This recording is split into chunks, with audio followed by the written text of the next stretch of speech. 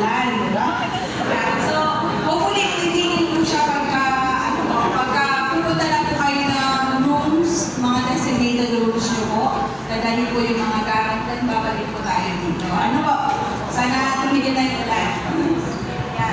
So, thank you po once again for choosing Kabaligan Cove Resort.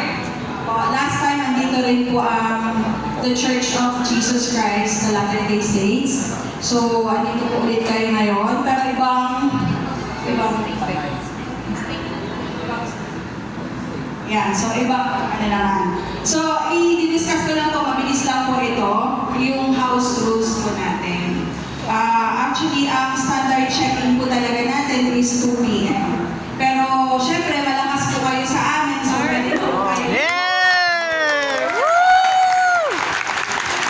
Pwede po kayo pumasok sa mga rooms, pero ilalagay lang po yung mga gamit. Ano?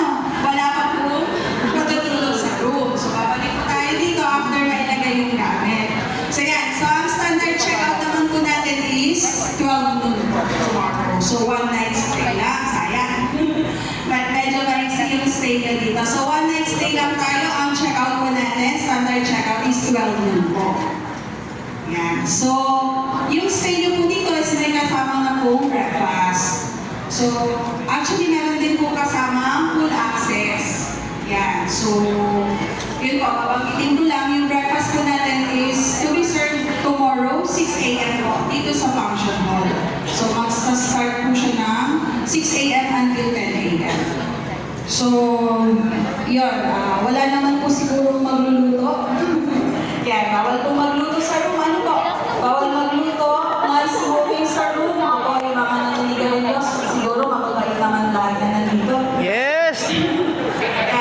Wala naman po nagsasmoke. Bawal po mag-smoke sa room. Yan po. And, reminders lang din po, pag meron tayong expected guests outside, until 10 p.m. lang po yung mga outside visitors natin kung meron man po. Yan.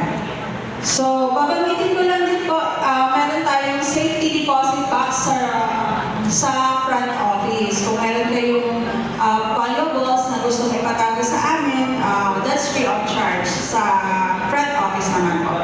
Front desk.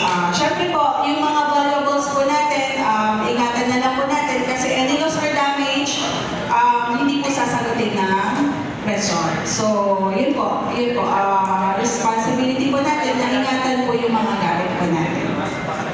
And then, yung ano po natin, yun po, in case meron kayong concern with regards po sa maintenance, housekeeping po, baka hindi gumana yung shower, naliligo na kayo, hindi gumana yung shower, i-advise nyo lang po kami. Dial 601 sa front desk po yun. In case meron kayong,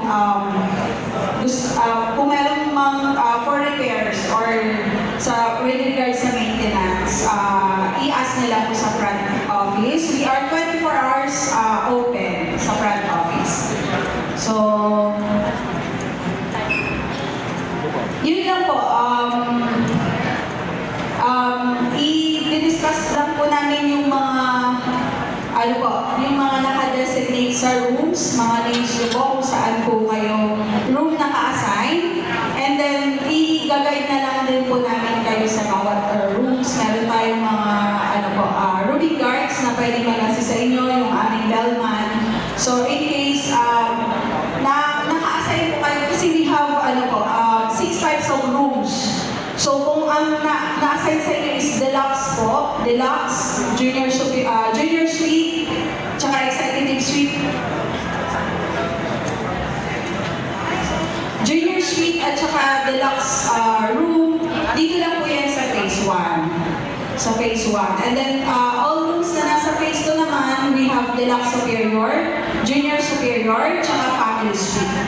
Kung alin sa mga yun, yung designated room nyo po, meron tayo phase 1 rooms at saka phase 2 rooms. So, ulitin ko lang po, yung deluxe and junior suite, dito lang po siya sa phase 1. And then sa gate 2 naman po, pagpasok niyo po sa phase 2, andun po ang junior superior, family suite, tsaka deluxe superior po. Once again,